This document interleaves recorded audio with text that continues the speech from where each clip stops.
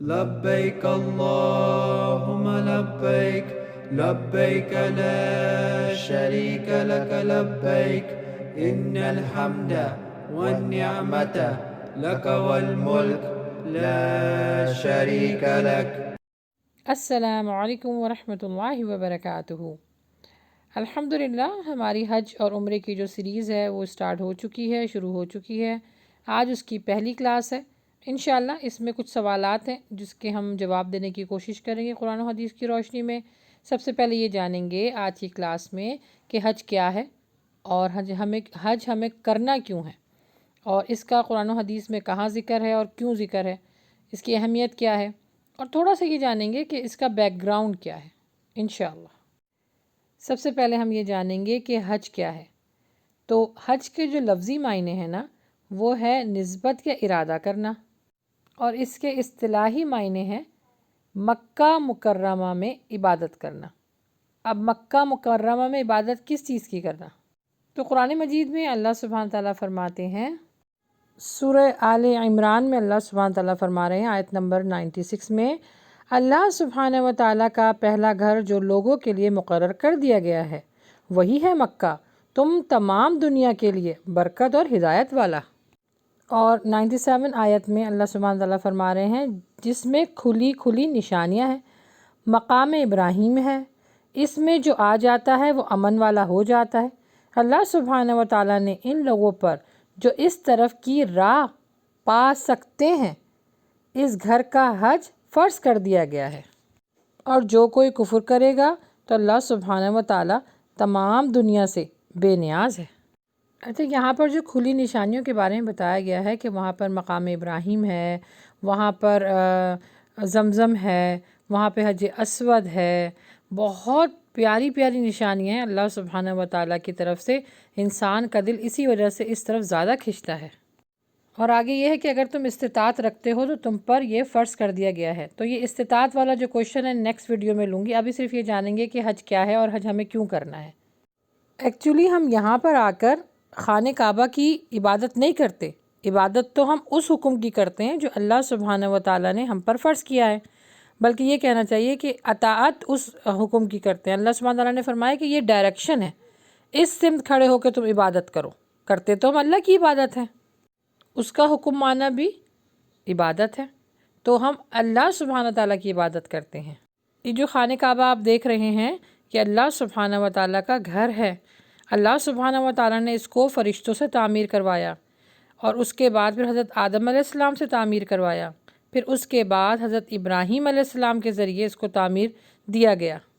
بیت اللہ کی تعمیر سب سے پہلے حضرت آدم علیہ السلام نے، اور اس کے بعد اس جگہ کو اللہ پاک نے اپنے دوست ابراہیم علیہ السلام کے ذریعے بسایا، جب انہوں نے اپنی بیوی حضرت ہاجرہ اور بیٹے اسماعیل کو ایک ایسی جگہ پہ چھوڑ دیا تھا جہاں پر کوئی نہیں تھا، اور دعا مانگی تھی کہ اللہ تو مجھے اپنے کام کے لیے چن رہا ہے، میرے پیچھے میرے بچے اور بیوی کی حفاظت فرمانا۔ اللہ سبحانہ و تعالیٰ نے حضرت ابراہیم علیہ السلام کو دین کی تقویت کے لیے روانہ کر دیا، اور پیچھے ان کے شیرخوار بیٹے حضرت اسماعیل اور ان کی بیوی اس جگہ پر رہنا شروع کر دیا، لیکن وہاں پر دور و دور کوئی کسی چیز کا پتہ نہیں تھا، اور ان کو شدید پیاس لگ رہی تھی، اور حضرت ہاجرہ پانی کی تلاش میں جب گئیں تو پیچھے حضرت اسماعیل علیہ السلام نے اپنی ایڑیوں کو اتنا رگڑا کہ وہاں پر پانی جاری ہو گیا، اور جو آج اس پانی کا نام کیا ہے؟ آب زمزم۔ اور حضرت اسماعیل نے اپنی ایڑیوں کو اتنا رگڑا کہ وہاں پر چشمہ پھوٹ پڑا پانی کا، اور آج تک وہ چشمہ جاری ہے، اور وہ پانی بہت بابرکت ہے۔ آب زمزم بہت بابرکت ہے، کہا جاتا ہے کہ جو جس نیت سے پیتا ہے اس کو اسی طرح شفا ملتی ہے۔ پھر حج کا ایک سب سے بڑا جو فریضہ ہے وہ ہے قربانی، اور اس کے پیچھے بھی ہسٹری یہ ہے کہ حضرت اسماعیل علیہ السلام کو حضرت ابراہیم علیہ السلام نے اللہ کے دکھائے ہوئے خواب کے تحت قربان کرنے کا ارادہ کر لیا۔ حضرت ابراہیم علیہ السلام کو خواب آیا کہ میری راہ میں اپنے بیٹے کو قربان کرو، اور انہوں نے یہ ارادہ کر لیا کہ میں اپنے بیٹے کو ذبح کروں گا اللہ کی راہ میں۔ لیکن اللہ سبحانہ تعالیٰ کون ہے؟ غفور الرحیم ہے، انصاف پسند ہے، صرف وہ ہماری نیتوں کو جاننا چاہتا ہے کہ اللہ سبحانہ تعالیٰ دیکھتا ہے کہ جب انسان کہتا ہے لا الہ الا اللہ محمد رسول اللہ، یعنی اللہ سبحانہ تعالیٰ میں تیری ہی عبادت کرتا ہوں، تو ہی عبادت کے لائق ہے، تو اب اس کے بعد میں اس کو آزماؤں گا، جو میں اس سے کہوں گا کیا یہ مانے گا؟ اللہ سبحانہ و تعالیٰ ہم سے بہت محبت کرتے ہیں، لیکن آزمائش میں ڈال کر یہ دیکھنا چاہتے ہیں کہ کیا بندہ اللہ سے اتنی محبت کرتا ہے کہ جو اللہ کہے وہ مان لے ویسے ہی، نہ اس پہ کوئی آرگیو کرے، نہ کوئی اس پہ سوال اٹھائے، بس جیسے اللہ نے کہا ہے ویسے ہی کرے۔ جیسے کہ میں آپ کو ایک مثال دوں، شیطان کو اللہ سبحانہ تعالیٰ نے سجدہ کرنے کو کہا تھا۔ دیکھا جائے تو شیطان نے جو اعتراض اٹھایا تھا وہ آدم کی تخلیق پر اور اپنی تخلیق پر اٹھایا تھا کہ میں تو اللہ تعالیٰ تیرا شکر گزار بندہ ہوں، میں تیری عبادت کرتا ہوں، اور وہ تو نے گندی مٹی سے بنایا ہے تو میں اس کو سجدہ کیوں کروں؟ لیکن وہاں پر کیا سب سے بڑا ایلیمنٹ ہے کہ اللہ سبحانہ تعالیٰ نے فرمایا ہے کہ جو میں نے تم سے کہا ہے بس ویسے ہی کرو۔ اور جب اس نے بات نہیں سنی تو رہتی دنیا تک اللہ تعالیٰ نے اس کو عبرت کا نشان بنا دیا۔ تو یہاں پر بھی بالکل حضرت اسماعیل علیہ السلام کے لیے، حضرت ابراہیم علیہ السلام کے لیے اللہ تعالیٰ نے جو ایمان کا لیول رکھا تھا، وہ دیکھیں نا، ان کو حضرت ابراہیم علیہ السلام کو اللہ کا دوست کہا جاتا ہے، تو اب دوستی کے لیے کچھ نہ کچھ سیکریفائس تو کرنا پڑتا ہے۔ دوستی کو نبھانے کے لیے اور دوستی کو چیک کرنے کے لیے آپ کو اپنی بڑی سے بڑی چیز کو قربان کرنا پڑتا ہے، تبھی تو سامنے والا آپ کا دوست بنتا ہے۔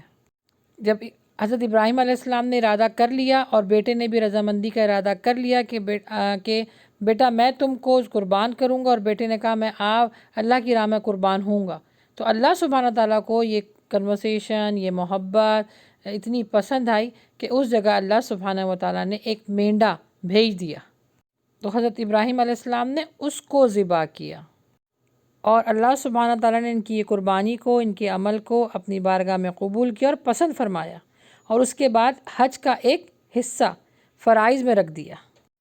تو انشاءاللہ میں آپ کو بتاؤں گی کہ یہ حج پر جو قربانی کرتے ہیں اور جو حج پہ نہیں جاتے وہ بھی اس سنت ابراہیمی کو ادا کرتے ہیں، تو اس کو کس طرح کرنا ہے۔ تو اب یعنی حج کے اختتام پر یہ ہو گیا ہے کہ سنت ابراہیمی کو ادا کرنا ضروری ہے۔ دین اسلام کی بنیاد 5 چیزوں پہ رکھی گئی ہے۔ سب سے پہلے کہ اللہ کو ایک ماننا، نماز پڑھنا، روزہ رکھنا، زکوٰۃ دینا اور حج کرنا۔ حج دین اسلام کا 5واں رکن ہے۔ حج ایک ایسی عبادت ہے جس میں تمام عبادتوں کی روح شامل ہے۔ دیکھیے، جیسے کہ ہم پہلا رکن کیا ہے؟ پہلا ہے اللہ کو ایک ماننا، اور اس میں ہم کیا پڑھتے ہیں؟ تلبیہ پڑھتے ہیں، اور دوسرے اللہم لبیک پڑھا جاتا ہے۔ اس کے بعد نمازوں کی کثرت کرتے ہیں جو ہم پہ فرض کی گئی ہیں۔ پھر روزہ بھی رکھا جاتا ہے نا، تو اس میں روزے کی بھی ایلیمنٹ آ گیا، رمضان کا بھی ایلیمنٹ آ گیا۔ پھر مالی خرچہ بھی کرتے ہیں، جس کے پاس استطاعت ہوتی ہے وہ اس گھر تک پہنچتا ہے، یعنی زکوٰۃ جیسے ہم رمضان میں دیتے ہیں۔ اسی طرح اعتکاف میں رہ کر پابندیاں ہم پر آ جاتی ہیں کہ اپنے نفس کو کنٹرول کرنا ہوتا ہے۔ اسی طرح جب آپ احرام پہن لیتے ہیں تو آپ کو اپنی نفس کو کنٹرول کرنا ہوتا ہے۔ جب ہی اللہ سبحانہ و تعالیٰ نے حج کا اتنا بڑا اجر رکھا ہے، حدیث کے الفاظ ہیں، جس شخص نے اللہ کے لیے اس کے شان کے ساتھ حج کیا، نہ کوئی فاحش بات کی اور نہ کوئی گناہ کیا، تو وہ اس طرح کا ہو جائے گا جیسے آج ہی اس کی ماں نے اس کو جنا ہو، یعنی گناہوں سے پاک ہو جائے گا جو ان سب باتوں کا خیال رکھے گا۔ اللہ اکبر۔ حج وہ فریضہ ہے جس کا ذکر اللہ سبحانہ تعالیٰ نے مختلف صورتوں میں کیا ہے، جیسے سورہ بقرہ، سورہ آل عمران، سورہ مائدہ، سورہ توبہ، سورہ حج، سورہ فتح۔ اس میں اللہ سبحانہ تعالیٰ نے واضح طور پہ بتایا ہے کہ ہم نے تم پر حج فرض کر دیا ہے، جس کی استطاعت ہو تو وہ یہاں تک پہنچے۔ اور ایک اور جگہ سورہ بقرہ میں اللہ سبحانہ تعالیٰ نے فرمایا ہے کہ اور اللہ کی خوشنودی کے لیے حج اور عمرہ پورا کرو، یعنی اللہ سبحانہ تعالیٰ حج کرنے والوں سے، عمرہ کرنے والوں سے راضی ہو جاتا ہے۔ حج کا جو اجتماع ہے وہ مومن کے لیے تربیت ہے، وہ برائی اور گناہ سے پاک ہوتا ہے، خصوصاً جب وہ ایک عظیم الشان مجلس میں انسانوں کے جمع غفیر، یعنی دنیا ہوتی ہے، وہاں پہ کروڑوں لاکھوں لوگ ہوتے ہیں جو اللہ کے سامنے کھڑے ہوتے ہیں، حاضری دیتے ہیں، اور یاد کریں کہ ایسے ہم اللہ سبحانہ تعالیٰ کے سامنے بھی کھڑے ہوں گے روز محشر، اپنا حساب کتاب دے رہے ہوں گے، کیونکہ جو قیامت قائم ہوگی حساب و کتاب کے لیے وہ عرفہ کے میدان میں ہی ہوگی۔ اور جیسے حج میں انسان جو ہے وہ اپنے تمام دنیاوی معاملات سے کنارہ کشی اختیار کر کے اللہ سبحانہ تعالیٰ کے سامنے کھڑا ہوتا ہے، اس کے کپڑے بھی گندے ہوتے ہیں اور اتنی تھکاوٹ ہوتی ہے، چہرے پر جو ہے وہ رونق نہیں ہوتی ہے، ایک عاجزی کے ساتھ اور 2 کپڑے میں، اور کوئی ایسی چیز نہیں ہوتی جو انسان کو وہاں پہ بڑا ہونے کا جو ہے ایلیمنٹ دے سکے۔ وہاں پہ ہر شخص برابر ہے، انسان کو زینت زیبائش کی کوئی پرواہ نہیں ہوتی ہے۔ اللہ سبحانہ تعالیٰ ایسے لوگوں کے لیے فرشتوں کے سامنے فخر کرتا ہے کہ میرا بندہ آیا ہے، اور اپنے ساری دنیا کے معاملات کو چھوڑ کر، اپنی آسائشوں کو چھوڑ کر، اپنی زین و زیبت کو چھوڑ کر، اپنے معاملات کو چھوڑ کر وہ صرف اور صرف میری حاضری پر آیا ہے۔ تو اے فرشتوں گواہ رہو، میں نے ان کو بخش دیا، ان کو ایسے پاک کر دیا جیسے یہ اپنی ماں کے پیٹ سے ابھی پیدا ہوئے ہیں۔ دیکھیے نا، صرف 2 کپڑوں میں اللہ کے سامنے آپ کو حاضری دینی ہے، اور بالکل ایسے ہی معاملہ، بلکہ یہاں تو آپ کو 2 کپڑے مل گئے، جب اللہ کے سامنے ہم کھڑے ہوں گے تو یہ 2 کپڑے بھی نہیں ہوں گے۔ اس وقت تو کسی کی کوئی ہوش نہیں ہوگی، وہ کس حال میں ہے، بس اس کو ایک ہی چیز ہوگی، پریشانی، کہ میرا نامہ اعمال پیش ہوگا، میرا نامہ اعمال پیش ہوگا۔ احرام میں ملبوس اور مقدس زمین کی زیارت سے حاجی کو وہ قرار اور سکون ملتا ہے۔ اللہ سبحانہ تعالیٰ فرماتے ہیں کہ یہ شہر امن کا شہر ہے، جو اس جگہ آ گیا اس نے امن پا لیا۔ اسی لیے اللہ سبحانہ تعالیٰ نے فرمایا کہ جب تم احرام کی حالت میں ہو تو شکار نہیں کر سکتے، یہاں تک کہ پرندوں، جانوروں اور کسی بھی قسم کی جو اللہ کی بنائی ہوئی تخلیق ہے جو جاندار ہے، اس کے لیے بھی اللہ سبحانہ تعالیٰ فرماتا ہے کہ صلہ رحمی کرو۔ پھر اونچی آواز میں حاجی لبیک اللہم لبیک کہتا ہے، اس کو فوری طور پر اللہ سبحانہ تعالیٰ کی طرف سے جواب ملتا ہے اور احساس ہوتا ہے۔ حضرت عبداللہ فرماتے ہیں، تلبیہ جب بندہ کہتا ہے تو اللہ سبحانہ تعالیٰ اس کا جواب دیتا ہے اور اس کی تعریف بیان کرتا ہے، اور اللہ سبحانہ و تعالیٰ فرشتوں میں ان کا ذکر کرتا ہے۔ لاکھوں لوگ گڑ گڑا کر دعائیں مانگتے ہیں عاجزی کے ساتھ، وہاں پر امیر ہو، غریب ہو، بادشاہ ہو، گدھا ہو، سب ایک ہی رب کے آگے کھڑے ہوتے ہیں، ایک جیسے لباس میں، صرف 2 کپڑوں کے ساتھ۔ اللہ سبحانہ و تعالیٰ کو یہ حلیہ جو بڑے اور چھوٹے کی تخصیص کو ختم کر دیتا ہے بہت پسند آتا ہے۔ حج کرنے والے جو لوگ ہیں ان کو اپنے نفس پر قابو کیوں آتا ہے؟ کہ وہ اپنے اللہ کو وہاں پر محسوس کر رہے ہوتے ہیں کہ اللہ مجھے دیکھ رہا ہے، اللہ مجھ سے راضی ہو رہا ہے۔ اور یہ سارے جو حج کے فرائض ہیں ان کو پورا کرتے ہوئے انسان اپنی برائیوں کے میل کچیل سے پاک ہو جاتا ہے، اور دل اس کا بالکل صاف شفاف موتی کی طرح ہو جاتا ہے۔ اور حدیث بھی یہی ہے کہ حج اور عمرہ بار بار کرو تاکہ تم گناہوں سے پاک ہو سکو، تاکہ تم سے اللہ راضی ہو سکے، کیونکہ اللہ اس عبادت کو بہت پسند کرتا ہے۔ بس اللہ سبحانہ و تعالیٰ ہمیں نیک عمل کرنے کی توفیق عطا فرمائے۔ انشاءاللہ اب نیکسٹ والی ویڈیو میں جو آپ کے اور کویشچن ہے وہ لے کر، اور اسی کے لیے ہم ساری سیریز کو مکمل کریں گے۔ دعا یہی ہے کہ اللہ سبحانہ تعالیٰ اس سال جو بھی حج کر رہے ہیں اللہ اپنی بارگاہ میں قبول فرمائے، انشاءاللہ آمین۔